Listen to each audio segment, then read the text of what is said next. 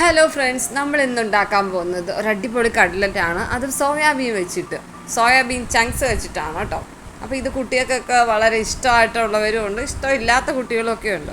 അപ്പോൾ എൻ്റെ മക്കൾക്ക് ഇത് ഭയങ്കര ഇഷ്ടമാണ്. അപ്പോൾ ഇത് വെച്ചിട്ട് ഒരു അടിപൊളി കട്ലറ്റാണ് ഉണ്ടാക്കിയിരിക്കുന്നത്. അപ്പോൾ അതിൻ്റെ റെസിപ്പിയാണ് നിങ്ങൾക്ക് പറഞ്ഞു തരാൻ പോകുന്നത്. അത്യാവശ്യം ഒരു വലിയ കപ്പോളം സോയാബീൻ എടുത്തിട്ടുണ്ട്. ഇത് അത്യാവശ്യം വലുതാണ് കേട്ടോ. അപ്പോൾ ഇത് ഞാൻ ഒരു പാത്രത്തിലേക്ക് ഇട്ടതിന് ശേഷം കുറച്ച് വെള്ളം അതിലേക്ക് ഒഴിച്ച് നല്ലതുപോലെ തിളപ്പിച്ചെടുക്കുകയാണ് ചെയ്യുന്നത്. ഒരു 2-2.5 ഗ്ലാസ് വെള്ളം ഒഴിച്ചിട്ടുണ്ട്. ഏകദേശം സോയാബീൻ നല്ലതുപോലെ മുങ്ങിക്കിടക്കണം, അതാണ് അളവ്. അപ്പോൾ നിങ്ങൾ അതനുസരിച്ച് വെള്ളം ചേർത്ത് നല്ലതുപോലെ തിളപ്പിക്കാം. ആ സമയം കൊണ്ട് നമുക്കിതിലേക്ക് ചേർക്കാൻ ആവശ്യമായിട്ടുള്ള സവാള, ഇതിപ്പോൾ ഞാൻ ഒരു ചെറിയ സവാള എടുത്തിട്ടുള്ളൂ, ഒരുപാടൊന്നും എടുത്തിട്ടില്ല. ഒരു സവാള കഴുകി അരിഞ്ഞ് ചെറിയ കഷ്ണങ്ങളാക്കി വെച്ചിട്ടുണ്ട്. ഇനി നമുക്കിതിലേക്ക് വെളുത്തുള്ളി ആണെങ്കിലും ഒരു വലിയ കഷ്ണം, അതേപോലെ ഇഞ്ചിയും ഒരു വലിയ കഷ്ണം, പച്ചമുളക് 2 വലുത്, ഇതെല്ലാം കൂടി അരിഞ്ഞു വെച്ചിട്ടുണ്ട്. അതിനുശേഷം നമ്മളിതെല്ലാം കൂടി മിക്സിയുടെ ജാറിലേക്ക് ഇട്ടിട്ട് ഒന്ന് ചതച്ചെടുക്കുക. നല്ലതുപോലെ അരഞ്ഞ് കിട്ടണം. അപ്പോൾ മിക്സിയുടെ ജാറിലേക്ക് ഇടുകയാണ്. അതിനുശേഷം ചതച്ചെടുത്തിട്ടുണ്ട്, നല്ലതുപോലെ അരഞ്ഞിട്ടുണ്ട്. അപ്പോഴത്തേക്ക് നമ്മുടെ സോയാബീനൊക്കെ നല്ലതുപോലെ തിളച്ച് വന്നിട്ടുണ്ട്.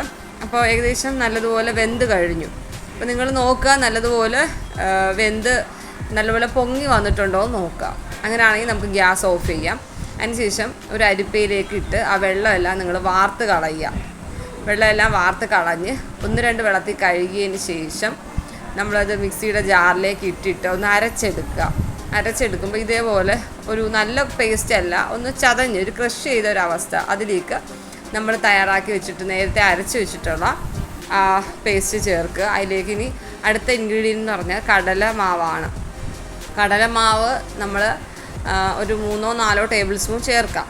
അതിന് ശേഷം നിങ്ങൾ നോക്കുക, അളവനുസരിച്ച് ചേർക്കാം.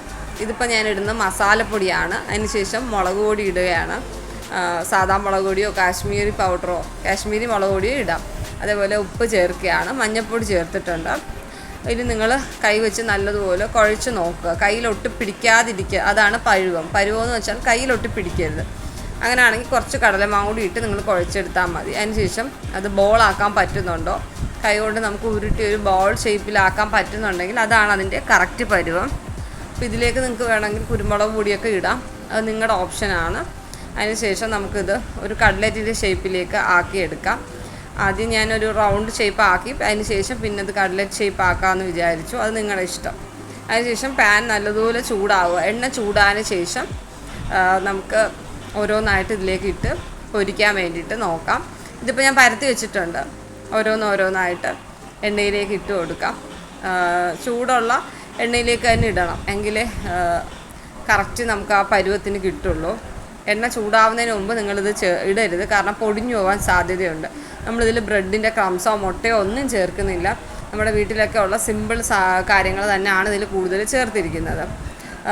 ജസ്റ്റ് നല്ലതുപോലെ ഒന്ന് എണ്ണ നല്ലപോലെ തിളച്ച് അതിൻ്റെ അകമൊക്കെ ഒന്ന് വെന്ത് കഴിയുമ്പോൾ തിരിച്ചിടാം. കരിയാതെ ശ്രദ്ധിക്കുക, കരിഞ്ഞു പോകരുത്. ഒരു ഗോൾഡൻ കളറാകുമ്പോൾ തന്നെ തിരിച്ചിടുക.